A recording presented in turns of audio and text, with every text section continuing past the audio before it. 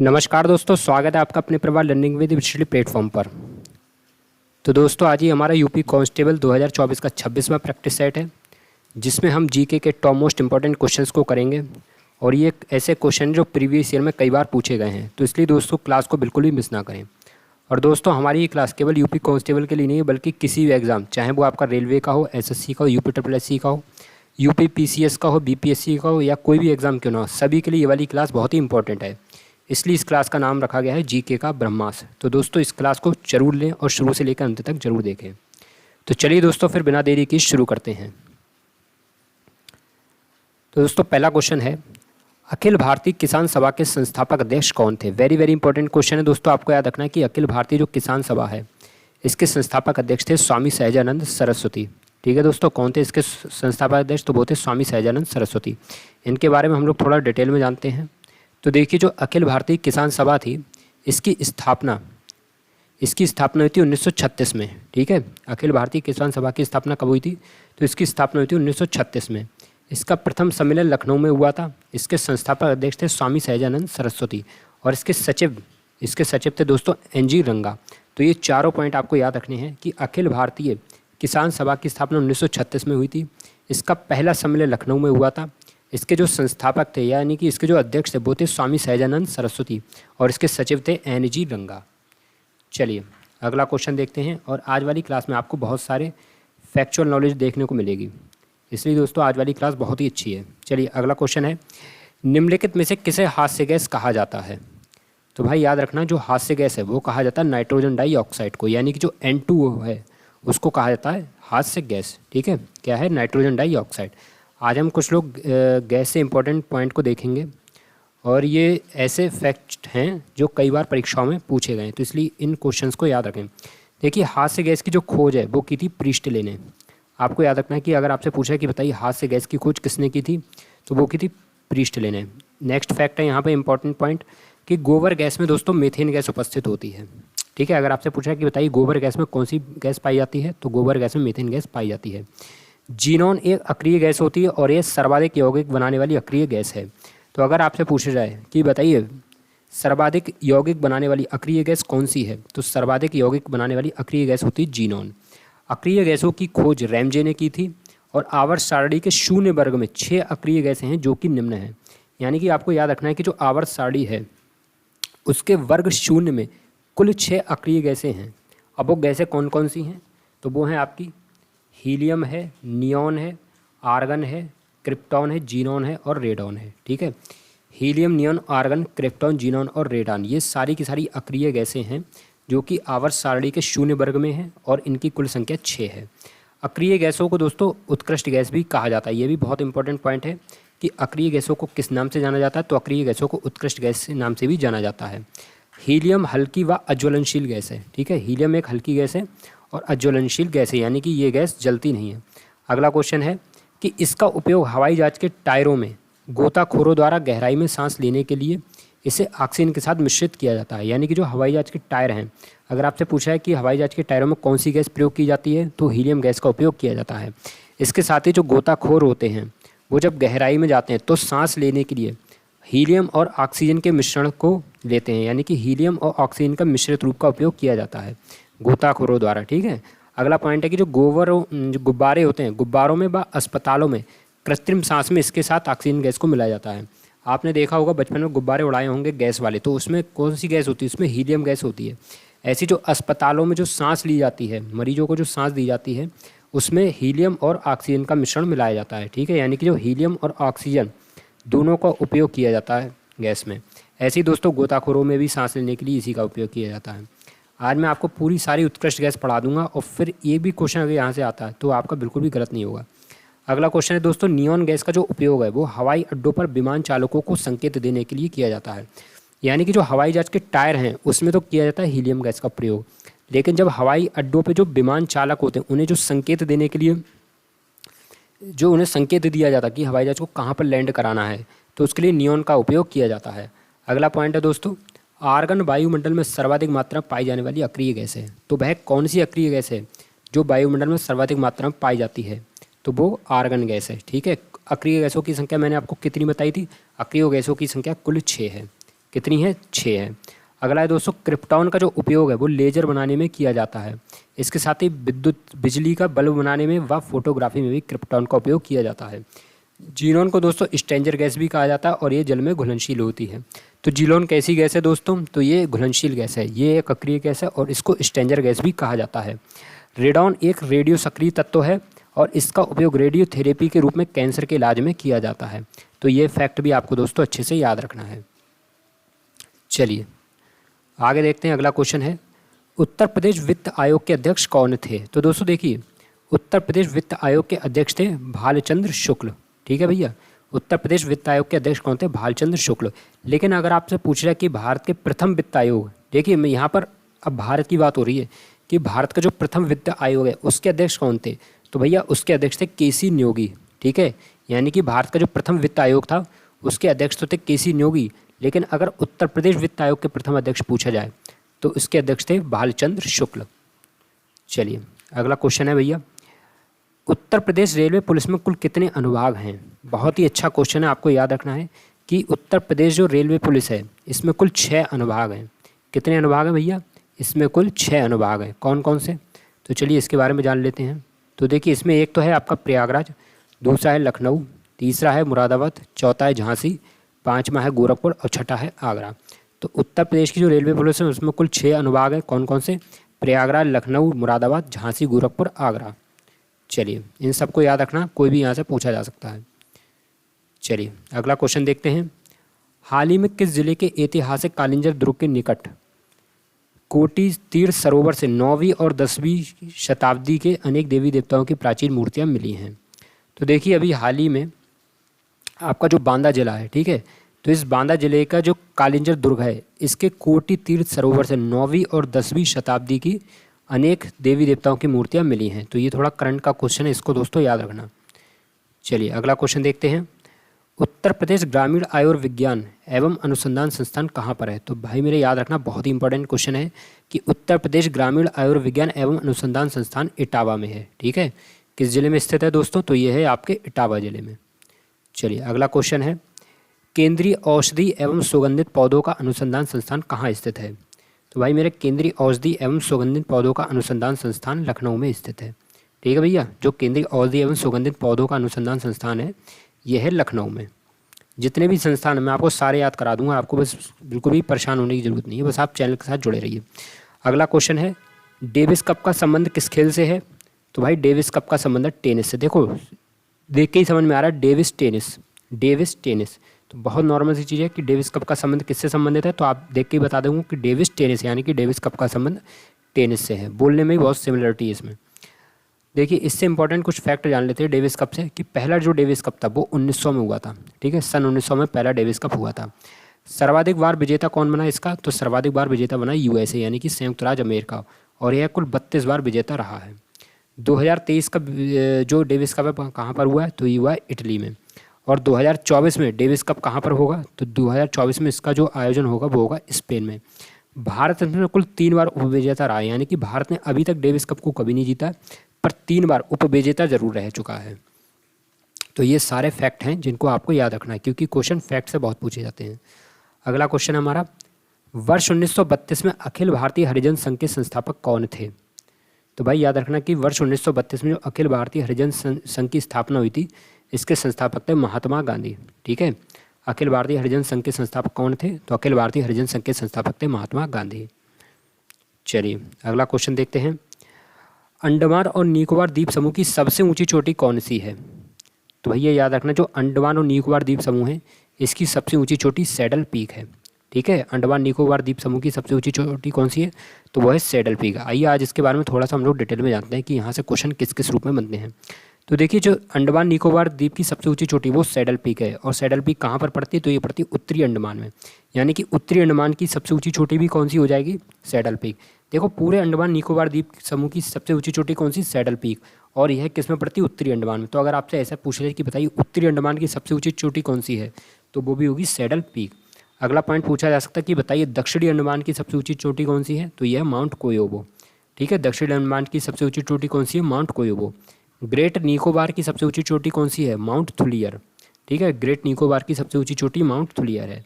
और मध्य अंडमान की सबसे ऊंची चोटी कौन सी है भाई? तो मध्य अंडमान की सबसे ऊंची चोटी है माउंट ड्यू वाली। तो ये सारे फैक्ट हैं जिन्हें आपको याद रखना है। बहुत ही अच्छे अच्छे क्वेश्चन है क्लास में आज की। अगला क्वेश्चन है, किस ग्रह को पृथ्वी की जुड़वा बहन कहा जाता है? बहुत ही अच्छा क्वेश्चन है, बहुत बार पूछा गया है। तो भाई ये है आपका शुक्र ग्रह, ठीक है। आपको याद रखना है कि शुक्र ग्रह है, इसको पृथ्वी की जुड़वा बहन कहा जाता है। चलिए इसके बारे में थोड़ा सा हम लोग डिटेल में जान लेते हैं। तो देखिए, शुक्र को भोर का तारा भी कहा जाता है और इसको चमकीला ग्रह भी बोला जाता है, ठीक है। यानी कि इसको पृथ्वी की जुड़वा बहन भी कहा जाता है, भोर का तारा भी कहा जाता है, चमकीला ग्रह भी कहा जाता है। और शुक्र ग्रह जो है वो सबसे गर्म ग्रह है। यानी कि अगर आपसे पूछे कि बताइए सबसे गर्म ग्रह कौन सा है, तो शुक्र ग्रह सबसे गर्म ग्रह है। अब एक बात बताइए, शुक्र ग्रह सबसे गर्म है क्यों? तो उसका रीज़न ये है कि इस पर आयरन ऑक्साइड पाया जाता है, जिसकी उपस्थिति के कारण शुक्र ग्रह सबसे गर्म ग्रह है। यानी कि लौह ऑक्साइड की उपस्थिति के कारण शुक्र ग्रह जो है सबसे गर्म ग्रह है। एक चीज़ आपको और याद रखनी है कि सूर्य के निकट ग्रहों का क्रम, यानी कि अगर मान लीजिए ये सूर्य है तो इसके सबसे निकट कौन कौन से ग्रह हैं, सबसे निकट कौन कौन से, तो ये आपको क्रम याद रखना है। तो सबसे ग्रह होगा निकट बुध, ठीक है। उसके बाद में है शुक्र, फिर है आपका पृथ्वी, फिर है आपका मंगल, फिर है बृहस्पति, उसके बाद शनि है, फिर अरुण है और फिर है आपका वरुण। यानी कि बुध शुक्र पृथ्वी मंगल बृहस्पति शनि अरुण वरुण, ठीक है। फिर से याद रखो, बुध शुक्र पृथ्वी मंगल बृहस्पति शनि अरुण वरुण। अब एक क्वेश्चन ये बनता है कि जब सूर्य के सबसे निकट अगर बुध है तो फिर शुक्र क्यों इतना गर्म है? भाई फिर तो बुध होना चाहिए ना। तो मैंने आपको बता नहीं दिया इसका कारण क्या था। इसका कारण था आयरन ऑक्साइड, ठीक है। आयरन ऑक्साइड की वजह से शुक्र सबसे ज़्यादा गर्म है, जबकि निकट में बुध है तो होना बुध को चाहिए था, लेकिन है शुक्र, क्योंकि इस पर आयरन ऑक्साइड पाया जाता है शुक्र पर, जिस वजह से ये सबसे ज़्यादा गर्म है। चलिए दोस्तों, ये क्रम जरूर याद रखना, क्रम बहुत बार पूछा गया है। हालांकि इससे और भी क्वेश्चन बनते हैं तो उन सबको मैं आगे आपको बताता रहूँगा, क्योंकि ये क्लास में अगर बहुत कुछ बता दूंगा तो फिर आप थोड़ा कन्फ्यूज़ भी हो सकते हैं। अगला क्वेश्चन है हमारा, चेचक के टीके का आविष्कार किसने किया था भैया? तो बताइए भाई, जो चेचक का टीका है इसका आविष्कार किसने किया था दोस्तों? तो देखिए, एक मिनट रुकिए, यहाँ पर मैं आपको थोड़ा फैक्ट बाद में बताऊँगा। देखिए, चेचक का जो टीका है इसका आविष्कार किया था एडवर्ड जेनर ने, ठीक है। चेचक के टीके का आविष्कार किसने किया था भाई? चेचक के टीके का आविष्कार किया था एडवर्ड जेनर ने। चलिए दोस्तों, अगर आपसे पूछ रहा है कि बताइए पोलियो का टीका किसने बनाया था, तो इसका जो आविष्कार किया था वो किया था जोनास साल्क ने, ठीक है। पोलियो के टीके का आविष्कार किसने किया था? जोनास साल्क ने। और दोस्तों, जो टीबी का टीका है इसका आविष्कार किया था क्यूरेन और कॉलमेट ने। दोनों के नाम याद रखो, क्यूरेन और कॉलमेट। इन्होंने किसका आविष्कार किया था? तो इन्होंने किया था टीबी के टीके का आविष्कार। अच्छा दोस्तों, पेनिसिलिन की खोज किसने की थी? तो पेनिसिलिन की खोज की थी अलेक्जेंडर फ्लेमिंग ने। यहाँ से क्वेश्चन बहुत पूछे जाते हैं, इसलिए मैं इस क्वेश्चन को लेकर आया हूँ। एक बार कहें तो आप फिर से एक बार देख लें कि चेचक के टीके का आविष्कार किसने किया था? एडवर्ड जेनर ने, ठीक है। चेचक के टीके का आविष्कार किसने किया था? तो चेचक के टीके का आविष्कार किया था एडवर्ड जेनर ने। पोलियो के टीके की खोज किस थी? जॉन साल्क ने। और टीबी का टीका किसने किया था? तो ये किया था क्यूरेन और कॉलबेट ने। और पेनिसिलिन की खोज की थी अलेक्जेंडर फ्लेमिंग ने। चलिए भाई, आगे बढ़ते हैं। अब हमारा अगला क्वेश्चन है, उत्तर प्रदेश वित्त आयोग के प्रथम अध्यक्ष कौन थे? ये रिपीट हो गया, ये मैंने आपको बता दिया था, भालचंद्र शुक्ल। देखिए क्वेश्चन पूरे, ये वाला क्वेश्चन बस 2 बार टाइप हो गया था। क्वेश्चन आपको इस क्लास में 25 देखेंगे, आप देख लेना सारे। तो उत्तर प्रदेश वित्त आयोग के प्रथम अध्यक्ष कौन थे? तो वो थे भालचंद्र शुक्ल। और मैंने बताया था कि भारत के प्रथम वित्त आयोग के अध्यक्ष कौन थे? तो वो थे केसी न्योगी। चलिए अगला क्वेश्चन देख लेते हैं। निम्नलिखित में से कौन सी नदी को बांग्लादेश में पद्मा के नाम से जाना जाता है? तो बताइए भैया, बांग्लादेश में कौन सी नदी पद्मा के नाम से जानी जाती है? तो ये जानी जाती है हमारी गंगा नदी, ठीक है, जिनकी लंबाई कितनी है? 25 यानी कि 2525 किलोमीटर, ठीक है। गंगा की लंबाई कितनी है? 2525 किलोमीटर। और इसको ही बांग्लादेश में पद्मा के नाम से जाना जाता है। तो ये बहुत ही अच्छा क्वेश्चन है, इसको आपको याद रखना है दोस्तों। अगर पूछा जाए कि बताइए जमुना और पद्मा की संयुक्त धारा को किस नाम से जाना जाता है? तो इसको बांग्लादेश में मेघना के नाम से जाना जाता है, ठीक है। यानी कि मेघना किसकी संयुक्त धारा है? तो यह जमुना और पद्मा की संयुक्त धारा है, और इसको बांग्लादेश में मेघना के नाम से जाना जाता है। जैसे गंगा को बांग्लादेश में पद्मा के नाम से जाना जाता है, ऐसी जमुना और पद्मा की संयुक्त धारा को बांग्लादेश में मेघना के नाम से जाना जाता है। ये वाला क्वेश्चन बहुत बार पूछा गया, इसलिए मैंने यहाँ पर लेकर आया था। अगला क्वेश्चन है, सबसे ज़्यादा बजट पेश करने का रिकॉर्ड किसके नाम है? तो भाई सबसे ज़्यादा बजट पेश करने का रिकॉर्ड है मोरारजी देसाई के नाम में, ठीक है। सबसे ज़्यादा बजट पेश करने का रिकॉर्ड किसके नाम है? तो सबसे ज़्यादा बजट पेश करने का रिकॉर्ड है मोरारजी देसाई के नाम। देखिए, मोरारजी देसाई को वर्ष 1990 में निशाने पाकिस्तान और वर्ष 1991 भारत रत्न मिला था। ये भारत के एकमात्र ऐसे प्रधानमंत्री हैं जिन्हें वर्ष 1990 में निशाने पाकिस्तान भी मिला, और यह जो निशाने पाकिस्तान है ये पाकिस्तान का सर्वोच्च सम्मान है। तो इन्हें वर्ष 1990 में पाकिस्तान का निशान पाकिस्तान मिला और वर्ष 1951 में भारत रत्न भी मिला था। और इनकी एक बहुत ही प्रसिद्ध पुस्तक है जिसका नाम है नेचर क्योर। ये बहुत बार पूछी गई है कि नेचर क्योर किसकी पुस्तक है भैया, तो नेचर क्योर मोरारजी देसाई जी की पुस्तक है। मोरारजी देसाई एक ऐसे प्रधानमंत्री रहे जो कि सर्वाधिक उम्र में प्रधानमंत्री बने थे, ठीक है। यानी कि अगर पूछे कि भारत के सबसे वृद्ध प्रधानमंत्री कौन बने थे, तो वो बने थे मोरारजी देसाई। 81 वर्ष की उम्र में ये प्रधानमंत्री बने थे। अगला क्वेश्चन है, डायनेमो का आविष्कार किसने किया था? तो भाई बताइए डायनेमो का आविष्कार किसने किया था? तो डायनेमो का आविष्कार किया था माइकल फैराडे ने, ठीक है भैया। डायनेमो का आविष्कार किसने किया था? तो ये किया था माइकल फैराडे ने। चलिए दोस्तों, ये कुछ इंपॉर्टेंट आविष्कार हैं, इन्हें जान लेते हैं, यहाँ से क्वेश्चन पूछा जा सकता है। देखिए, कॉस्मिक किरणों की खोज किसने की थी? कॉस्मिक किरणों की खोज की थी विक्टर हेस ने। ग्रामोफोन का आविष्कार थॉमस अल्वा एडिसन ने किया था। सेफ्टी लैम्प का आविष्कार किसने किया था? हम्फ्री डेवी ने। प्रिंटिंग प्रेस, बहुत ही इंपॉर्टेंट, प्रिंटिंग प्रेस का आविष्कार किया था जॉन गुटेनबर्ग ने। जो लोग बिहार की शिक्षक भर्ती की तैयारी कर रहे हैं उन्हें इस क्वेश्चन की वैल्यू पता है कि प्रिंटिंग प्रेस का आविष्कार किसने किया था? तो प्रिंटिंग प्रेस का आविष्कार किया था जॉन गुटेनबर्ग ने। अगला क्वेश्चन है आपका, माइक्रोफोन का आविष्कार किसने किया था? तो माइक्रोफोन का आविष्कार किया था ग्राहम बेल ने। रडार बहुत ही इंपॉर्टेंट है, रडार का आविष्कार किसने किया था? तो ये किया था रॉबर्ट वाटसन बार्ट ने। फाउंटेन पेन लेविस वाटरमैन ने किया था। और डीजल इंजन का आविष्कार किसने किया था? तो ये किया था रूडोल्फ डीजल ने, ठीक है। डीजल इंजन का आविष्कार किसने किया था? तो ये किया था रूडोल्फ डीजल ने। फिर से एक बार देख लेते हैं, फिर से एक बार दोस्तों पढ़ लेते हैं इसे कि विक्टर हेस ने किसकी खोज की थी? कॉस्मिक किरणों की, ठीक है। जो कॉस्मिक किरणों हैं इनकी खोज किसने की थी? विक्टर हेस ने। अच्छा, ग्रामोफोन का आविष्कार किसने किया था? थॉमस अल्वा एडिसन ने। सेफ्टी लैम्प का हम्फ्री डेवी ने। प्रिंटिंग प्रेस जॉन गुटेनबर्ग ने। माइक्रोफोन ग्राहम बेल ने। रडार रॉबर्ट वाटसन बार्ट ने। फाउंटेन पेन लेविस वाटरमैन ने। और डीजल इंजन रूडोल्फ डीजल ने। दोस्तों अगर क्लास पसंद आई तो प्लीज़ क्लास को लाइक जरूर करना। दोस्तों बहुत ही अच्छे इंपॉर्टेंट क्वेश्चन है, यहाँ से क्वेश्चन जरूर फंसेंगे, इसलिए इस क्लास को जरूर देखें। अगला क्वेश्चन है, तंत्रिका ऊतक की इकाई को क्या कहा जाता है? बहुत ही अच्छा क्वेश्चन है, वेरी वेरी इंपॉर्टेंट क्वेश्चन। तो देखिए दोस्तों, जो तंत्रिका ऊतक है या तंत्रिका तंत्र है, इसकी इकाई को कहा जाता है न्यूरॉन, ठीक है। तंत्रिका तंत्र या तंत्रिका ऊतक की इकाई को क्या जाता है? न्यूरॉन। नेफ्रॉन किसे कहा जाता है? तो नेफ्रॉन होती है आपकी किडनी की इकाई, जिसे हम लोग बोलते हैं वृक्क। जो वृक्क होता है ना, उसकी इकाई को क्या कहा जाता है? नेफ्रॉन। और तंत्रिका ऊतक की इकाई को क्या कहा जाता है? तो इसे कहा जाता है न्यूरॉन। चलिए अगला क्वेश्चन है, शरीर की सबसे बड़ी हड्डी कौन सी है? बहुत बार पूछा गया, बायोलॉजी में एक फेवरेट क्वेश्चन है, बहुत बार आया है भाई। शरीर की सबसे बड़ी हड्डी होती है फीमर, ये जांग में पाई जाती है, ठीक है। तो शरीर की सबसे बड़ी हड्डी कौन सी है? तो शरीर की सबसे बड़ी हड्डी होती है फीमर। चलिए आज हम कुछ इंपॉर्टेंट फैक्ट देखते हैं शरीर के बारे में। तो देखिए, जो शरीर की सबसे बड़ी हड्डी हमने पढ़ी फीमर, जो कि जांग में होती है। सबसे छोटी हड्डी कौन सी होती है? तो ये होती है स्टेपिस, ये कान में पाई जाती है। यानी कि शरीर की सबसे बड़ी हड्डी फीमर और सबसे छोटी हड्डी स्टेपिस। अगर आपसे पूछा है कि बताइए शरीर की सबसे बड़ी पेशी कौन सी होती है, तो वो होती है ग्लूटियस मैक्सिमस, ठीक है भैया। शरीर की सबसे बड़ी पेशी होती है ग्लूटियस मैक्सिमस। सबसे छोटी पेशी होती है स्टेपेडियस। शरीर का सबसे बड़ा अंग त्वचा होता है, आपने बहुत बार पढ़ा होगा। और शरीर की सबसे पतली त्वचा कौन सी होती है? तो ये होती है आपकी कंजंक्टिवा। यानी कि शरीर का सबसे बड़ा अंग त्वचा और शरीर की सबसे पतली त्वचा होती है कंजंक्टिवा। शरीर का सबसे व्यस्त अंग कौन सा होता है? तो दोस्तों होता है हृदय। इसके बारे में सब लोग जानते हैं कि शरीर का जो सबसे व्यस्त अंग होता है वो होता है हृदय। चलिए एक बार फिर से कहो तो देख लेते हैं, बहुत अच्छे पॉइंट है। शरीर की सबसे छोटी हड्डी स्टेपिस, जो कि कान पाई जाती है। शरीर की सबसे बड़ी पेशी ग्लूटियस मैक्सिमस। शरीर की सबसे छोटी पेशी स्टेपेडियस। शरीर का सबसे बड़ा अंग त्वचा। शरीर की सबसे पतली त्वचा कंजंक्टिवा। और शरीर का सबसे व्यस्त अंग हृदय। और शरीर की सबसे बड़ी हड्डी फीमर, जो कि पाई जाती है आपकी जांग में। चलिए अगला क्वेश्चन देखते हैं भैया, आधुनिक भारत का जनक किसे कहा जाता है? तो देखिए, अगर आधुनिक भारत का जनक पूछे या पूछा जाए भारतीय पुनर्जागरण के अग्रदूत किसे कहा जाता है, तो भाई भारतीय पुनर्जागरण के अग्रदूत या आधुनिक भारत का जनक कहा जाता है राजा राममोहन राय जी को, ठीक है दोस्तों। किसे कहा जाता है? तो ये कहा जाता है राजा राममोहन राय जी को।